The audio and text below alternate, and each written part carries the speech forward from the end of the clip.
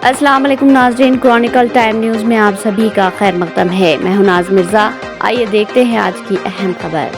आप ये भी तो देखिए कि उसमें गरीब कश्मीरी मुसलमान जो घोड़े पर बिठा कर लेकर गया था, वो रिपोर्ट्स में आया है कि वो रोकने गया इन जालिम कुत्तों को, शैतानों को, तो उसको भी गोली मार दी। कई तस्वीर हैं कि जख्मियों को लोग उठाकर लेकर जा रहे हैं नीचे। आप अगर जो लोग सोशल मीडिया पर ये जो बदगुमानी और जहर फैला रहे हैं वो पाकिस्तान को और एलईटी को खुश कर रहे हैं, याद रखिए आप। वो ये कहना चाहते हैं कि कोई हिंदू कश्मीर को नहीं आ सकता, तो आप उनको कामयाब कर रहे हैं इस तरह की बकवास करके। आप भाई, आपको अगर नफरत है किसी से तो फिल वक्त रुक जाइए। वक्त नहीं नफरत दिखाने का, ये वक्त हमको एक सीसा पीला हुई दीवार की तरह खड़े होकर उन तमाम ताकतों को एक पैगाम देना है। आप तो उनको कामयाब कर रहे हैं इस तरह की बकवास करके।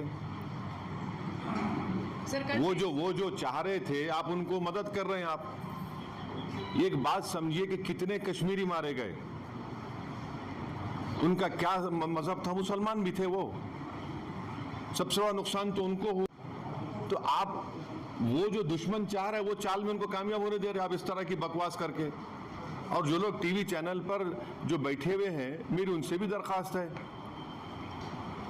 आप देख लीजिए।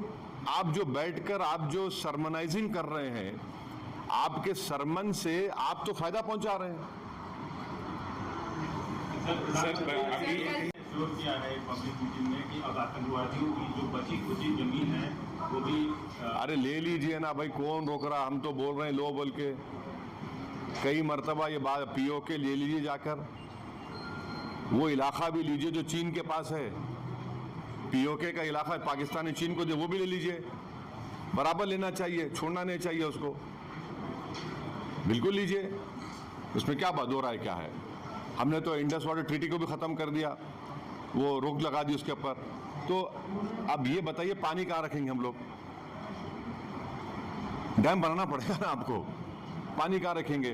दूसरी बात ये है कि झेलम चिनाब का मामला है, तो बागियार हमने बनाया।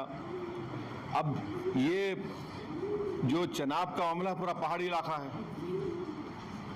समझे आप? पहाड़ी इलाका है। और जो झेलम का इलाका है तो आपको फिर लैंड एक्विजिशन करना पड़ेगा पानी के लिए। करिए आप, बहुत अच्छा है। जो आप कर सकते करिए, मगर अकाउंटेबिलिटी फिक्स करिए।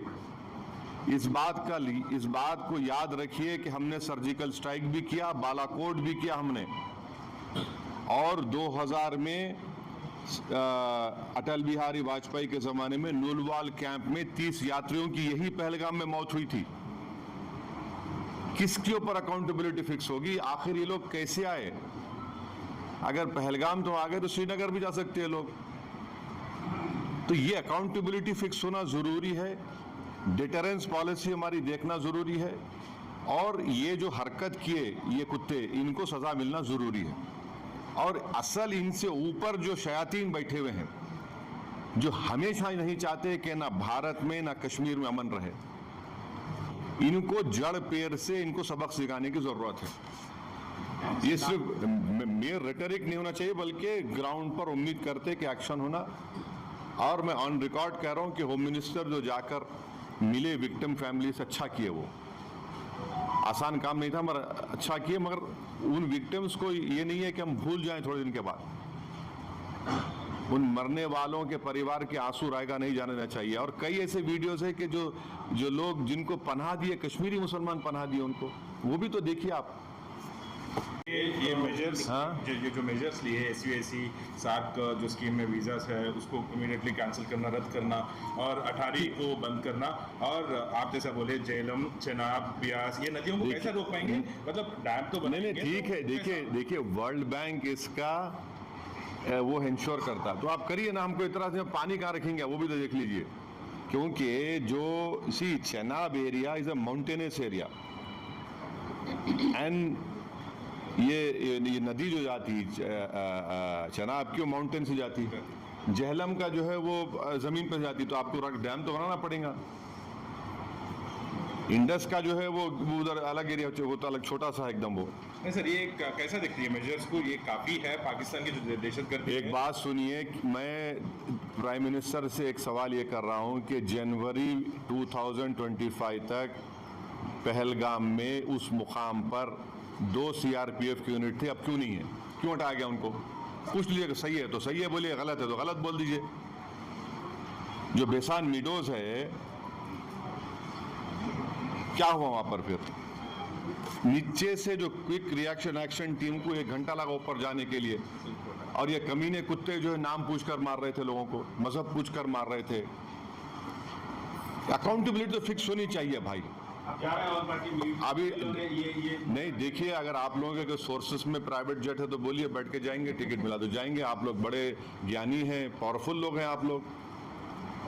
अच्छा जी, बदला कैसे होगा? क्योंकि लोग आज, आम जनता जो है, जो सड़कों पर उतर रही है, कैंडल मार्च कर रही है, विक्टिम्स जो है सब ये कह रहे हैं कि बदला इस बार तो लेना चाहिए, हर बार की तरह नहीं चाहिए। एक बात सुनिए, पिछले साल जुलाई में रईसी एक जगह है वैष्णो देवी करीब, वहां पर भी 7 या 9 टूरिस्ट को मार दिए थे। यकीनन टेररिज्म के ऊपर कोई कॉम्प्रोमाइज नहीं होना चाहिए, मगर अगर आप दावे करेंगे खत्म हो गया तो कहां खत्म हो रहा? अकाउंटेबिलिटी फिक्स करिए भाई, बस अकाउंटेबिलिटी आप फिक्स करिए। तो हम लोग ये मान सकते हैं कि ऑल पार्टी मीट में एमआईएम की तरफ से ये मसला रहेगा? जो यहाँ बोला हूं ये बोलूंगा, और जो वहां बोलूंगा वो बाहर आके नहीं बोलूंगा। इंटरनेशनल प्राइम मिनिस्टर ने ये कहा है। एक बात सुनिए, ये टाइम जो है ना नेशन को देखने का है।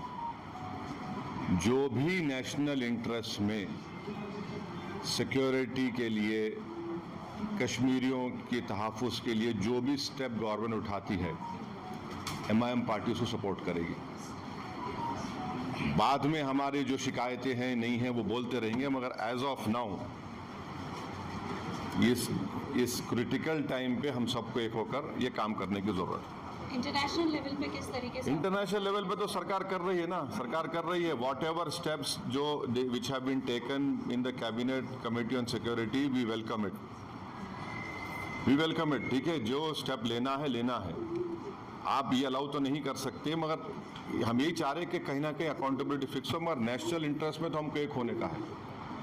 अपने पॉलिटिकल डिफरेंसेस होंगे, वो चलते रहेंगे, वो ख़त्म होने वाले नहीं हैं। वो डेमोक्रेसी का तकाजा है, वाइब्रेंट मगर आज की सूरत हाल में यह है कि इसमें हमको थोड़ा देख के। सर, ये रॉबर्ट वाड्रा का स्टेटमेंट अब छोड़ दीजिए ना, अभी अब वो अहम नहीं है। एलईटी के टेररिस्ट आए, उनका हम कैसा उनको रोकेंगे, जड़ पेड़ से निकालेंगे, ये नेशनल इंटरेस्ट का डिमांड है।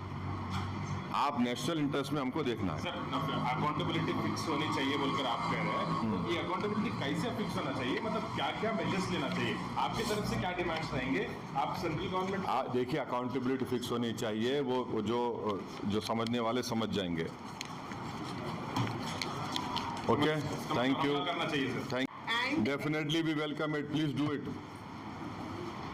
जड़ पेड़ से निकाल कर फेंकिए इन शयातीन कुत्तों को।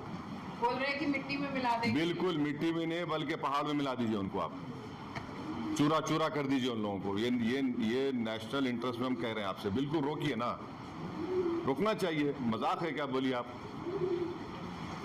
कैसा अरे आप वो खाली पढ़ेंगे, देखेंगे वो दर्दनाक नज़ारों को तो आप बेचैन हो जाते हैं।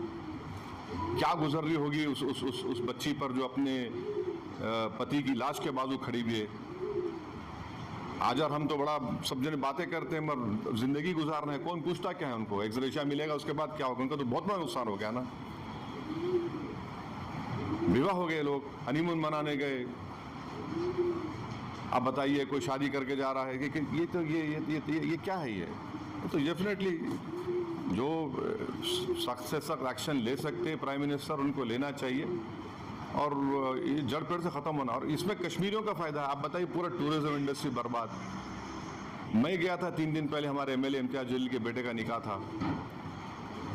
जगह नहीं है आपको वहाँ पर, श्रीनगर में इतने शादियाँ लोग आके कर रहे थे वहाँ पर, अब सब नुकसान होगा ना। Okay, thank you. Central government all party meeting बुला रही है, उसमें आपने किया देखिए, पहले तो मैं ये बात फिर से कह रहा हूँ कि जो आतंकवादी दहशतगर्दों ने जो बर्बरियत के मज़ाहरे किए हैं पहलगाम में, और वो नाकाबिल बयान है, वो तकलीफ़देह हैं, दर्दनाक है, और जितना भी उसका हम कंडेम करें कम है, क्योंकि वो लोग तो अपने आप को हैवानात और बदतरीन जानवरों से भी ज़्यादा गिरी हरकत उन्होंने की है। और किसी के मज़हब का नाम पूछकर ये बात उनकी जान लेना, ये सरासर गलत है, जुल्म है। और हम उम्मीद करते हैं कि इंशाअल्लाह ताला अल्लाह सुब्हानहू व तआला उनको दुनिया में भी और आखिरत में भी उन दहशतगर्दों को सख्त अजाब से नवाजेगा, और उनके ऊपर जो लोग बैठे हुए हैं वो भी तबाह व बर्बाद होंगे। दूसरी बात ये है कि जो ऑल पार्टी मीटिंग का है, कल मैंने खुद जनाब किरण रिजिजू साहब से बात की थी, तो उन्होंने कहा कि हम लोग सोच रहे हैं कि उन पार्टीज़ को बुलाया जाए जिनके 5 MPs हैं या 10 MP हैं, वरना मीटिंग लंबी हो जाती। तो बोला हम छोटे पार्टीज़ को बुला लीजिए, तो वो मजाक करे, अरे तुम्हारी आवाज़ तो बड़ी ऊंची है। तो इसीलिए मैंने आज ट्वीट किया था कि ये मसला बड़ा अहम है, नेशनल इम्पोर्टेंस का है, जो ऑल पार्टी मीटिंग होने जा रही है, कि इसमें सब पार्टीज़ को बुलाया जाए। तो अभी जब मैं आपसे बात कर रहा था तो होम मिनिस्टर ऑफिस से होम मिनिस्टर मेरे से बात किए और बोले कहाँ हैं आप? तो मैं सर हैदराबाद में हो। तो बोले देर होगी मगर आप आइए। तो अभी अगर टिकट मिलेगा इंशाल्लाह, मैं बोला हूँ, जो भी टिकट मिलेगा पहुँचेंगे और उसमें शिरकत करेंगे और अपनी बात को रखेंगे। और जहाँ तक ये जो हमला हुआ है, मैं आप लोगों को याद दिलाना चाहूँगा, 2000 में 2000 अटल बिहारी वाजपेयी की सरकार थी, तो वहाँ पर एक यात्रियों को मारा गया था, नुलवाल कैंप बोलते थे, उसी के नीचे 30 लोग मारे गए, यात्री मारे थे जब वाजपेयी वज़ीर आज़म थे। तो उसके बाद एक लेफ्टिनेंट जनरल क्या है JH मुखर्जी साहब की कमेटी बनाई गई थी, वो रिपोर्ट अब तक नहीं आई।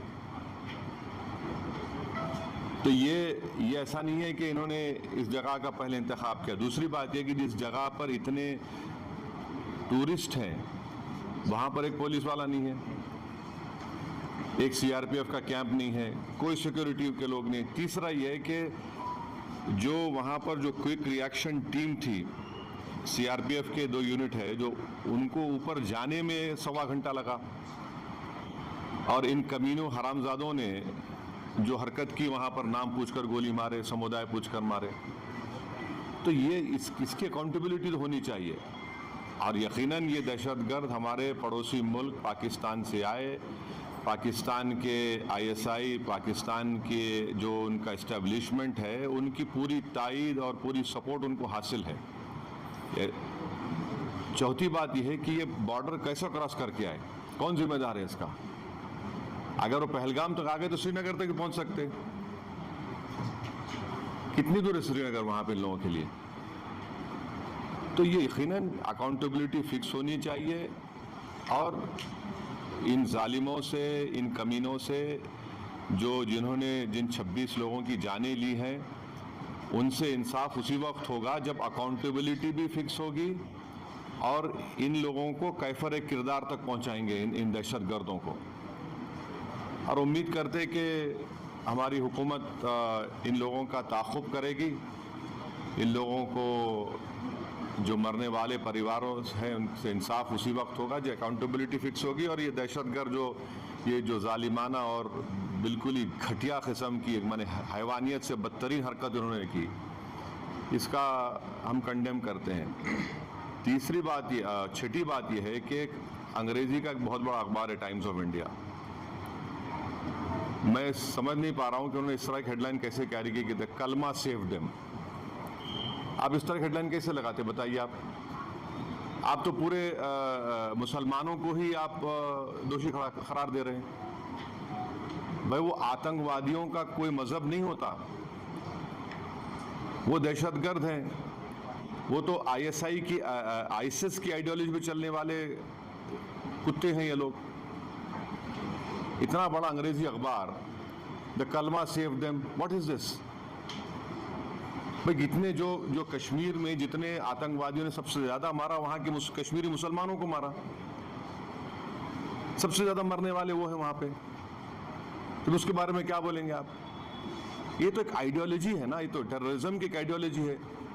तो बड़ी अफसोस की बात है कि इतना बड़ा अंग्रेजी का अखबार होकर आप इस तरह की हेडलाइन कैरी करते थे, कलमा सेव देम और द कलमा was the difference. You cannot carry such headlines. You cannot generalize the whole great religion of Islam. तो नहीं सुन तो लीजिए, अगर आप ऐसा ही इस तरह की अगर आप हेडलाइन लिखेंगे तो आप तो जो कमीने शैतान बैठे हैं पाकिस्तान में उनको तो खुश कर रहे हैं आप, उनको तो खुश कर रहे हैं आप। अफसोस की बात है ये। द कलमा वाज द डिफरेंस, आप देखिए हेडलाइन जो है वो उस तरह की हेडलाइन हो सकती है किसी की। और आखिरी बात यह है कि कल शाम में 6:30 बजे तेलंगाना के चीफ मिनिस्टर एक all party candle light march necklace क्या है वो पीपल्स प्लाजा के पास करने वाले हैं। मैं हैदराबाद की आवाम से, तेलंगाना की आवाम से अपील कर रहा हूं कि आप हज़ारों की तादाद में उसमें कल शिरकत करिए। हमको एक होकर इस अपने मज़हब पे चलते हुए उसके बावजूद भी हम इस बात का ख्याल रखें कि ये हमारे देश का मसला है, मुल्क का, वतन अजीज़ का मसला है। हम तमाम को वहाँ पर जमा होना है। चीफ मिनिस्टर ख़ुद उसकी लीड करेंगे, हमारी पार्टी भी, हमारे पार्टी के MLAs भी, जितने हमारे मेंबर्स हैं, बल्कि जितने जो टेररिज्म के ख़िलाफ़ हैं और जो इस मुल्क से मोहब्बत करने वाले हैं, मैं उनसे उम्मीद करता हूँ कि वो हज़ारों नहीं लाखों की तादाद में वहाँ पर जमा हों।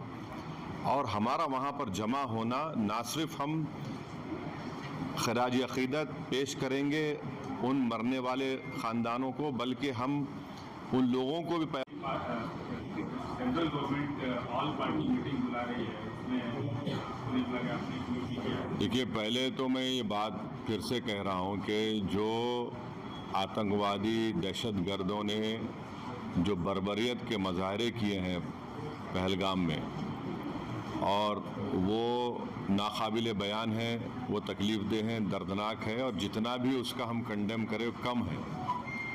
क्योंकि वो लोग तो अपने आप को हैवानात और बदतरीन जानवरों से भी ज़्यादा गिरी हरकत उन्होंने की है। और किसी के मज़हब का नाम पूछकर ये बात उनकी जान लेना, ये सरासर गलत है, जुल्म है। और हम उम्मीद करते हैं कि इंशाअल्लाह ताला अल्लाह सुब्हाना व तआला उनको दुनिया में भी और आखिरत में भी उन दहशतगर्दों को सख्त अजाब से नवाजेगा, और उनके ऊपर जो लोग बैठे हुए हैं वो भी तबाह व बर्बाद होंगे। दूसरी बात यह है कि जो ऑल पार्टी मीटिंग का है, कल मैंने ख़ुद जनाब किरण रिजिजू साहब से बात की थी, तो उन्होंने कहा कि हम लोग सोच रहे हैं कि उन पार्टीज़ को बुलाया जाए जिनके 5 MPs हैं या 10 MP हैं, वरना मीटिंग लंबी हो जाती। तो बोला हम छोटे पार्टीज़ को बुला लीजिए, तो वो मजाक करे, अरे तुम्हारी आवाज़ तो बड़ी ऊंची है। तो इसीलिए मैंने आज ट्वीट किया था कि ये मसला बड़ा अहम है, नेशनल इम्पोर्टेंस का है, जो ऑल पार्टी मीटिंग होने जा रही है, कि इसमें सब पार्टीज़ को बुलाया जाए। तो अभी जब मैं आपसे बात कर रहा था तो होम मिनिस्टर ऑफिस से होम मिनिस्टर मेरे से बात किए और बोले कहाँ हैं आप? तो मैं बोला सर हैदराबाद में हो। तो बोले देर होगी मगर आप आइए। तो अभी अगर टिकट मिलेगा इंशाल्लाह, मैं बोला हूँ, जो भी टिकट मिलेगा पहुँचेंगे और उसमें शिरकत करेंगे और अपनी बात को रखेंगे। और जहाँ तक ये जो हमला हुआ है, मैं आप लोगों को याद दिलाना चाहूँगा 2000 में अटल बिहारी वाजपेयी की सरकार थी, तो वहाँ पर एक यात्रियों को मारा गया था, नुलवाल कैंप बोलते थे, उसी के नीचे 30 लोग मारे गए, यात्री मारे थे जब वाजपेयी वज़ीर आज़म थे। तो उसके बाद एक लेफ्टिनेंट जनरल क्या है JH मुखर्जी साहब की कमेटी बनाई गई थी, वो रिपोर्ट अब तक नहीं आई। तो ये ऐसा नहीं है कि इन्होंने इस जगह का पहले इंतखाब किया। दूसरी बात यह कि जिस जगह पर इतने टूरिस्ट हैं वहाँ पर एक पुलिस वाला नहीं है, एक CRPF का कैंप नहीं है, कोई सिक्योरिटी के लोग नहीं। तीसरा ये है कि जो वहाँ पर जो क्विक रिएक्शन टीम थी सीआरपीएफ के 2 यूनिट है जो उनको ऊपर जाने में 1.25 घंटा लगा, और इन कमीनों हरामजादों ने जो हरकत की वहाँ पर नाम पूछकर गोली मारे, समुदाय पूछकर मारे, तो ये इसकी अकाउंटेबिलिटी तो होनी चाहिए। और यकीनन ये दहशतगर्द हमारे पड़ोसी मुल्क पाकिस्तान से आए, पाकिस्तान के आईएसआई, पाकिस्तान के जो उनका इस्टेब्लिशमेंट है, उनकी पूरी तायद और पूरी सपोर्ट उनको हासिल है। चौथी बात यह है कि ये बॉर्डर कैसे क्रॉस करके आए, कौन जिम्मेदार है इसका? अगर वो पहलगाम तक आ गए तो श्रीनगर तक पहुंच सकते। कितनी दूर है श्रीनगर वहां पे लोगों के लिए? तो ये यकीनन अकाउंटेबिलिटी फिक्स होनी चाहिए, और इन जालिमों से, इन कमीनों से जिन्होंने जिन 26 लोगों की जानें ली हैं, उनसे इंसाफ उसी वक्त होगा जब अकाउंटेबिलिटी भी फिक्स होगी और इन लोगों को कैफर किरदार तक पहुंचाएंगे, इन दहशतगर्दों को। और उम्मीद करते कि हमारी हुकूमत इन लोगों का ताक़ुब करेगी, इन लोगों को जो मरने वाले परिवारों हैं उनसे इंसाफ उसी वक्त होगा जब अकाउंटेबिलिटी फिक्स होगी। और ये दहशतगर्द ये जो जालिमाना और बिल्कुल ही घटिया किस्म की, माने हैवानियत से बदतरीन हरकत उन्होंने की, इसका हम कंडेम करते हैं। तीसरी बात छठी बात ये है कि अंग्रेज़ी का एक बहुत बड़ा अखबार है टाइम्स ऑफ इंडिया, मैं समझ नहीं पा रहा हूँ कि उन्होंने इस तरह की हेडलाइन कैसे कैरी की कि द कलमा सेव देम। आप इस तरह की हेडलाइन कैसे लगाते बताइए? आप तो पूरे मुसलमानों को ही आप दोषी करार दे रहे हैं। भाई वो आतंकवादियों का कोई मजहब नहीं होता, वो दहशतगर्द हैं, वो तो आईएसआई की आईसिस की आइडियोलॉजी पे चलने वाले कुत्ते हैं ये लोग। इतना बड़ा अंग्रेजी अखबार, द कलमा save them, what is this? भाई कितने जो कश्मीर में जितने आतंकवादियों ने सबसे ज्यादा मारा, वहां के कश्मीरी मुसलमानों को मारा, सबसे ज्यादा मरने वाले वो है वहां पे, तो उसके बारे में क्या बोलेंगे आप? ये तो एक आइडियोलॉजी है ना, ये तो टेररिज्म की एक आइडियोलॉजी है। तो बड़ी अफसोस की बात है कि इतना बड़ा अंग्रेजी का अखबार होकर आप इस तरह की हेडलाइन कैरी करते थे, कलमा सेव देम और द कलमा was the difference. You cannot carry such headlines. You cannot generalize the whole great religion of Islam. तो नहीं सुन तो लीजिए, अगर आप ऐसा ही इस तरह की अगर आप हेडलाइन लिखेंगे तो आप तो जो कमीने शैतान बैठे हैं पाकिस्तान में उनको तो खुश कर रहे हैं आप, उनको तो खुश कर रहे हैं आप। अफसोस की बात है ये। द कलमा वाज द डिफरेंस, आप देखिए हेडलाइन जो है वो उस तरह की हेडलाइन हो सकती है किसी की। और आखिरी बात यह है कि कल शाम में 6:30 बजे तेलंगाना के चीफ मिनिस्टर एक all party candle light march necklace क्या है वो पीपल्स प्लाजा के पास करने वाले हैं।